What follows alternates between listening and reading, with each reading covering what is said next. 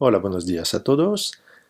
De nuevo hablamos del sexenio democrático, periodo de la historia de España, un periodo muy agitado que empieza en 1868 y que se acaba en 1874. Lo hacemos otra vez con un ejemplo de caricatura política que viene de la Madeja, un periódico satírico español, con una gran caricatura de 2 páginas que resume todo el periodo. Por eso lo vamos a estudiar otra vez, vamos a seguir con este estudio. Y ya hemos evocado pues, la revolución de 1868, la gloriosa, que derroca a la reina Isabel II, el periodo de regencia en el que se establece una constitución democrática y se busca a un rey. Se encuentra este rey, es Amadeo I, pero Amadeo I no se queda, abandona España y entonces, abandona España en 1873 y entonces España tiene que encontrar una nueva solución y la única solución que queda, porque de reyes ya no hay más, la única solución que queda es la Primera República. Una Primera República efímera, como lo vamos a ver, ya que empieza en 1873 y se acaba en 1874. Entonces, un periodo lo vemos muy breve. ¿Qué pasó? Primero podemos analizar la caricatura que acabamos de ver. Bueno, otra vez hacemos el análisis de una caricatura dentro del gran análisis de la caricatura, pero bueno, aquí vemos una caricatura de la flaca. Lo que podemos ver es una república, es una mujer con el famoso gorro frigio, está arrancando, extrayendo de la tierra a un árbol que es la asamblea. Entonces se trata de las Cortes. Se dice con semejantes raíces, no es extraño que diera fruta tan mala. Pues, ¿cuál es la fruta? La fruta es la monarquía. Lo vemos con la corona, lo vemos también con la cabeza del joven Alfonso de Borbón, hijo de Isabel II. Y en cuanto a las raíces, pues se trata de hombres políticos de la época. El que podemos reconocer arriba es Sagasta, que veremos otra vez. En la izquierda vemos también una mala hierba con una cabeza barbuda y una boina blanca, pues se refiere a los carlistas, y la hoz, que está en el suelo, la hoz, la fosilla, indica que el objetivo siguiente es cortar, eliminar esta mala hierba de la vida política española. En el fondo vemos a los vientos de la opinión pública que están soplando, que están rechazando a los soldados monárquicos. En efecto, lo que pasa, y volvemos a nuestra gran caricatura, lo que pasa es que se proclama la República Española el 11 de febrero de 1873. Entonces, ¿qué pasa? Pues observamos a 5 personajes que están por encima de esta especie de forma geométrica de la República Española. Vamos a ver quiénes son. Primero tenemos a un personaje que tiene un gesto amenazador y que se agarra a la pierna del otro personaje. ¿Quién es este hombre? Pues este hombre será Carlos María de Borbón, que los carlistas consideran como Carlos VII, es el nieto de su primer candidato al trono, Carlos María Isidro, hermano de Fernando VII, que llamaban Carlos V, pues ahora estamos con Carlos VII. La boina roja la vemos aquí, y la vemos aquí precisamente con este símbolo, la corona real, una C de Carlos y el 7, pues porque se trata de Carlos VII. Significa que los carlistas siguen presentes y siguen siendo un problema para la República. ¿A quién se agarra? Pues a un hombre que lleva un gorro que es diferente del gorro frigio. Efectivamente se trata del gorro típico de Cataluña que se llama la barretina catalana. Significa que el personaje es un catalán. Es un catalán, efectivamente, se llama Estanislau Figueras y es el primer presidente de la República, de la Primera República Española. Estanislau Figueras llega a la presidencia el 11 de febrero y convoca cortes constituyentes. Pero tiene que afrontar una situación muy difícil, una situación de caos, porque hay conflictos muy fuertes entre los republicanos, hay intentos de golpe de Estado, hay también unas tensiones sociales muy fuertes en Andalucía, se intenta proclamar el Estado catalán, y por eso pienso que se hable de federal algodonera. Algodón se refiere a la industria textil que se desarrolló mucho en Barcelona. Por eso supongo que se refiere también a Cataluña. En cuanto a federal, pues se refiere a la República Federal, cuya bandera lleva Figueras, bandera roja, bandera revolucionaria, con un gallo por encima, y me imagino que se trata de una referencia a la experiencia republicana y revolucionaria francesa de los comuneros de París. Se inspiran a lo mejor de esta experiencia.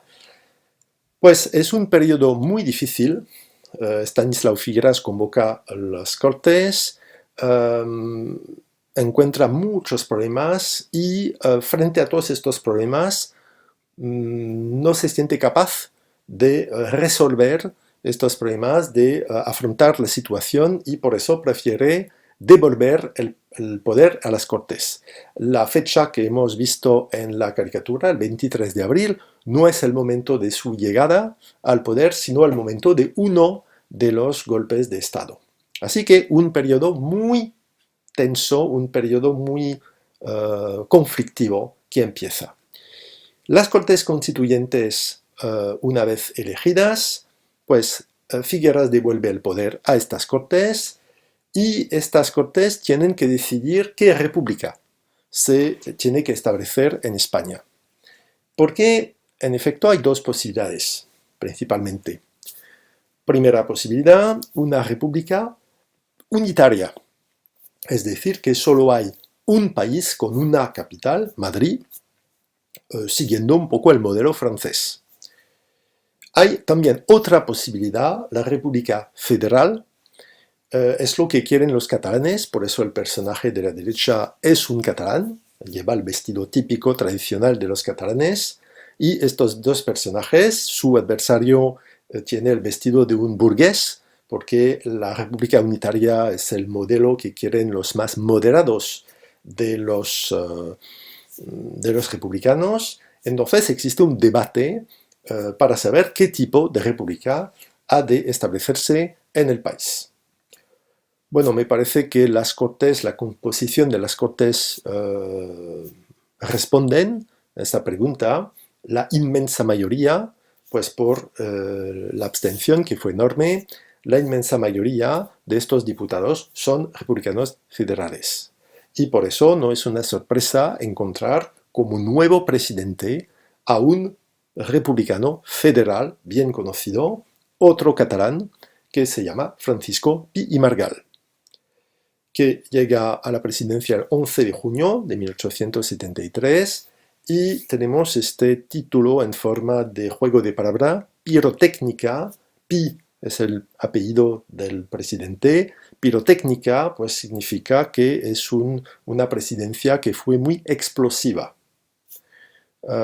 Y en efecto es un periodo muy difícil que conoce Francesc Pi i Margall. Es un periodo difícil, intenta proclamar la República Federal, pero tiene que afrontar una situación de guerra civil. En el norte-noreste se desencadena la tercera guerra carlista, y en todo el sur, en toda la mitad sur del país, tenemos alzamientos cantonalistas. Pues, ¿de qué se trata? Los alzamientos cantonalistas son revueltas de territorios que quieren ser autónomas. Significa que la República Federal puede establecerse y puede ser una República Federal como lo es, por ejemplo, hoy en día Alemania, o como lo es un país como Estados Unidos, un país como India. Pero hay también otra posibilidad, es la posibilidad de una confederación de cantones muy autónomos, muy autónomas, perdón, muy autónomas, y entonces España sería un poco lo que quería ser, lo que querían hacer los comuneros de París. Los comuneros de París en 1871 querían también hacer de Francia una confederación de territorios pequeños, de ciudades. Es lo que quieren hacer estos cantonalistas en España, y no vacilan en alzarse contra el gobierno para imponer esta solución. Por eso el periodo en el que Pi Margall está en el poder es un periodo muy difícil. Un proyecto de constitución federal se redacta con 17 estados federales, pero no llegó a promulgarse, entonces nunca se aplicó. Y los republicanos intransigentes, pues los más federalistas, no aceptan la situación, no aceptan el proyecto y van hacia el cantonalismo. Entonces, hacia una situación mucho más revolucionaria, y además hay también en aquella época reivindicaciones obreras, sociales, pues un poco lo mismo que lo que vimos en Francia con los comuneros. Y este cantonalismo se generaliza en el sur del país, y la burguesía española tiene el sentimiento de que la república no es un régimen incapaz de asegurar el orden. Muchos españoles piensan que la república significa el caos, significa el desorden. Esta situación muy compleja impone la llegada a la presidencia el 18 de julio de 1873 de Nicolás Salmerón. Nicolás Salmerón, pues se dice filosófica porque Nicolás Salmerón es un filósofo, es un profesor de filosofía, es un universitario, es un discípulo de un filósofo alemán que se llama Krause, que tiene ideas muy generosas, y estas ideas, esta ideología va a tener una consecuencia. Se nota en el libro que presenta el presidente, capítulo 10, Escrúpulos de conciencia. Con estas ideas, con esta ideología, el presidente va a tener efectivamente escrúpulos de conciencia. Por un lado, intenta restablecer el orden contra la insurrección cantonal, lo que es muy difícil, pero poco a poco efectivamente se restablece el orden, pero Salmerón no acepta firmar 2 condenas a muerte, y por eso prefiere dimitir, prefiere abandonar la presidencia por escrúpulos de conciencia. Y entonces deja la presidencia, pues se nota que una sucesión muy rápida, a otro republicano muy conocido de la época, también un profesor de universidad, un intelectual de alto nivel, por eso lo representan aquí, pues con un gorro frigio, porque es republicano, lo muestran con alas, porque se conoce como un orador famoso que hace grandes discursos muy elevados, muy impresionantes. De la misma forma, lo vemos al borde del abismo. Se nota que la República está a punto de caer, y efectivamente Emilio Castelar obtiene poderes extraordinarios para restablecer el orden, para que pueda sobrevivir la República, pero cuando se acabaron estos poderes extraordinarios, la mayoría quita el poder a Castelar porque parece demasiado autoritario y en aquel momento pues se acaba al parecer la República, por lo menos esta República que ha tenido muchos problemas, muchos obstáculos que superar y que no ha podido hacerlo. Estos problemas, pues como para el rey Amadeo I, muchas nubes, la crisis económica en 1873, España sufre una crisis económica muy seria, no se acabó la crisis. Tenemos también movilizaciones obreras y campesinas por la crisis, hay protestas sociales, hay movimientos que ocupan tierras, por ejemplo. De la misma forma tenemos una tercera guerra carlista que se desencadena en el norte, el cantonalismo en el sur, con una sublevación, sublevaciones numerosas en el sur, la inestabilidad gubernamental por desacuerdos entre republicanos, sin olvidar la guerra de Cuba. Pues muchos problemas que no pueden solucionar los republicanos y por eso llegamos al fin de esta experiencia republicana con, por supuesto, como de costumbre en España en aquella época, un pronunciamiento militar. Un general, Manuel Pavía, da un golpe de Estado. Aquí está Manuel Pavía, está representado en la caricatura, está representado como un pavo real que tiene plumas y también bayonetas, pues porque es un militar, porque utiliza la fuerza. ¿Por qué representarlo como un pavo real? Pues la verdad es que no sé. Puede significar que tenía fama de ser una persona muy orgullosa, o a lo mejor se trata de un juego de palabra con su apellido, el pavo, Pavía, pues no sé. De todas formas, está en la caricatura en un edificio, el Congreso de los Diputados, que existe, que está en Madrid, y se refiere a precisamente su golpe de Estado. Entró en el Congreso de los Diputados, invade el Congreso, disuelve las Cortes Constituyentes, expulsa a los diputados, por eso en la caricatura abajo vemos a estos pequeños hombres en negro que huyen. Y otra vez tenemos esta caricatura que hace juegos de palabras con el nombre del general, se habla de batalla de Pavía. La batalla de Pavía es una gran batalla ganada en 1525 por los españoles contra los franceses.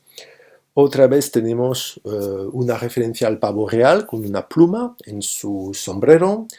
Y aquí pues tenemos un general que con su ejército afronta los republicanos, entra en la asamblea republicana, vemos el gorro frigio, y arrestan, lo vemos a Pi Margall, abajo a la izquierda vemos un personaje con grandes bigotes y un gorro frigio. Se trata de, perdón, no se trata de Pi Margall, se trata de Emilio Castelar, el último presidente de la República. Lo habréis reconocido y entendido. Pues un pronunciamiento se produce el 3 de enero de 1874 y ¿qué hace que decide el general Pavía? Decide entregar la presidencia del Poder Ejecutivo al general Serrano. Otra vez Serrano, que fue regente, ya lo sabéis, otra vez está a la cabeza del país. Y empieza por eso, a partir de este pronunciamiento, lo que llamamos la República de Serrano. Y la verdad es que Serrano habría querido establecer en el país una república conservadora, con un presidente muy poderoso, pero la verdad es que la burguesía, los conservadores, ya han elegido otra solución, como lo vamos a ver. Vemos también en la caricatura un hombre, una sombra, un hombre que pasa de forma discreta. Se trata de alguien que ya vimos varias veces. Se llama Práxedes Mateo Sagasta y es un político casi omnipresente.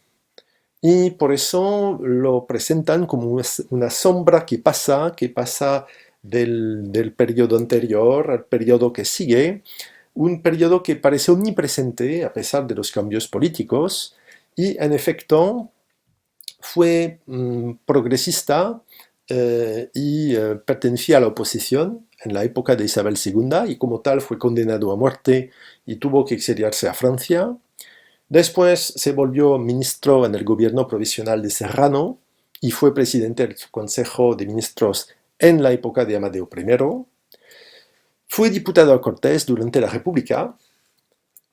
Presidió otra vez el gobierno durante la República de Serrano en 1874 y por fin, con la restauración borbónica, la restauración de la familia de Borbón en el trono, creó un partido político y presidió 12 gobiernos en la época de la monarquía. Entonces es un político que aparece omnipresente y ningún cambio parece parar a este político. Llegamos por fin a la última imagen. Observamos a un hombre. A la izquierda es un general, se llama Arsenio Martínez Campos. Y Martínez Campos lleva un símbolo que ya conocemos porque lo vimos al principio de la caricatura. Se trata de las armas de la monarquía borbónica. ¿Y qué ha hecho Martínez Campos? Pues en Sagunto, lo que está escrito, el 30 de diciembre de 1874, Martínez Campos hace un pronunciamiento, da un golpe de Estado y exige, proclama la restauración borbónica, proclama la restauración de la monarquía. Pasamos pues de la República de Serrano, en aquel momento, a la restauración borbónica, la restauración de la monarquía y de la monarquía de los Borbones. Aquí tenemos una fotografía de Isabel II, que como lo sabéis, abdicó en su hijo Alfonso XII, que vemos aquí a su lado en uniforme. En uniforme de alumno de una academia militar británica, porque es el primer rey de España en recibir una educación completa en otro país. Y con este pronunciamiento tenemos otra vez una moneda. En la cara pues tenemos el perfil del nuevo y muy joven rey Alfonso XII, y en la cruz pues tenemos de nuevo las armas monárquicas con la corona real y con las armas de la familia de Borbón en el centro. Se acaba entonces el periodo del sexenio democrático. Lo podríamos resumir como lo hacen los compañeros españoles, con un mapa conceptual, como dicen. Vemos aquí las diferentes etapas. Si puede ser útil este mapa, pues lo podéis hacer. Presenta pues todas las causas: la revolución de 1868, el gobierno provisional, seguido por la monarquía de Amadeo de Saboya, y la primera república, con los pronunciamientos de Pavía y de Martínez Campos. Con esto se acaba la segunda parte. Veremos la tercera parte, la tercera etapa, el jueves o el viernes que viene, pero por el momento se acabó la misa por hoy.